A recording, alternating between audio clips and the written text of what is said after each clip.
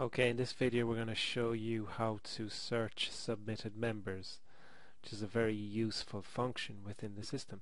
The first thing you do is come over to this left hand panel, you choose the second one down, memberships, and then you choose this option here, search submitted members. Just click on search submitted members and the search submitted members page will open.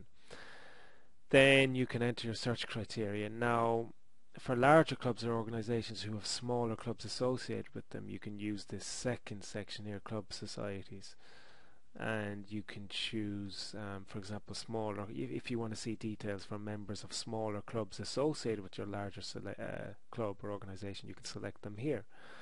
But most clubs are just singular entities, and the only thing they need concern themselves with here is from this third section down, the membership form section. And the most important drop-down menu here is this first one here, the form section.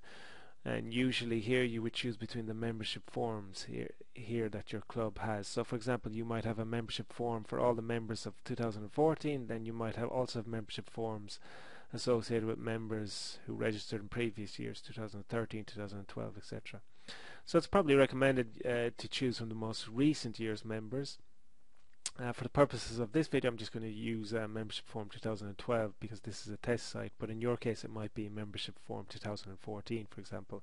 Then you can further refine the search according to category, where you can choose, if you like, to refine the search according to adults, students, juveniles, children, etc. Or you can refine it according to the membership plans offered by your club, such as an adult monthly, a senior plan, a standard adult plan, etc. Now this, depending on what type of plans your club offers, the information here will reflect that. And you can further refine the search in this section option here, in this section drop down. But if you leave these particular areas blank, then the system will just search all the members from 2012, and then you can filter on the following page. So it's probably recommended to just choose your most recent year's membership form, and then you can leave the other areas blank.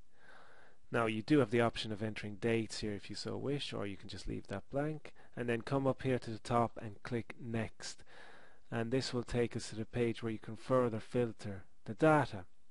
So for example, in this case we have 12 records because this is a test site, but just say your club had 500 members who registered online in 2014, then it would say here 500 records found.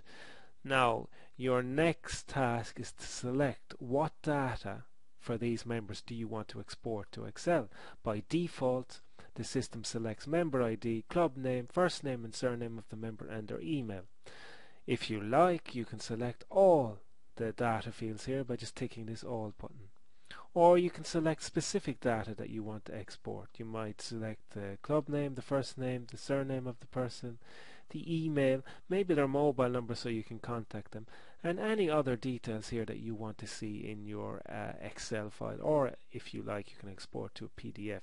So for example, you might choose here, you might choose to see data for total paid online installments. Who has paid online, how much they've paid online.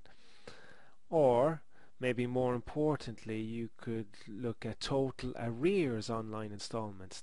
These are people who owe the club money, they're in arrears, so maybe their credit card has failed for whatever reason, so you could tick that button to see if anybody has had credit card issues.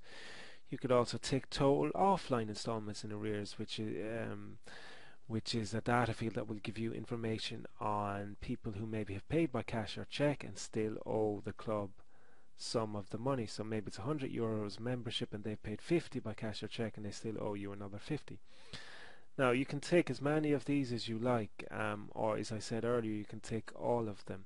It's important to know the difference between outstanding and arrears. Okay, if a payment is outstanding, it means that someone is paying in installments, and at some future date they will pay the remainder that they owe. But in arrears means that the date has already passed and the money should have been paid to the club already, but the person for whatever reason hasn't paid it. Okay, and one other very useful feature here is the question section.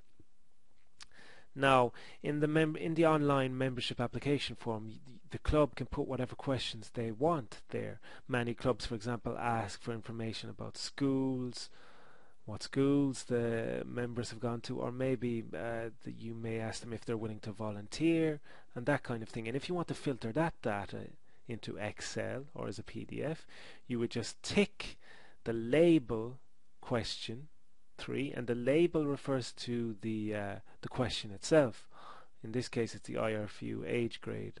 Okay, in your club's case, it might be a question about the school of the person or if they're willing to volunteer, and then you tick the box under it, which is here it's question 3, and that refers to the multiple choice option that the person has ticked in response to the initial question.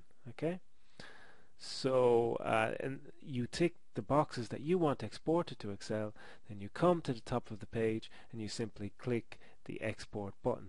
Now you can select between a CSV file or PDF. It's recommended to choose CSV so you can export all this data into Excel, and then you can filter that data to really get important information. For example, here we have selected the mobile phone, and we have also selected total arrears. So we could filter the data in Excel, so we would have the phone numbers of the people who are in arrears, and then we can phone them and maybe ask them what's the problem or what's the issue with the in arrears payments.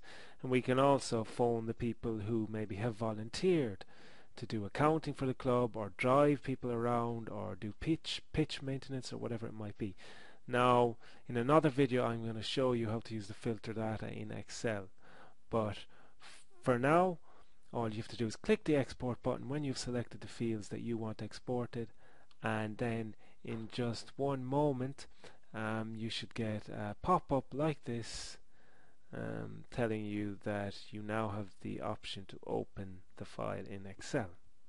Okay, and as I said, in the next video I'm going to show you how to filter this data in Excel.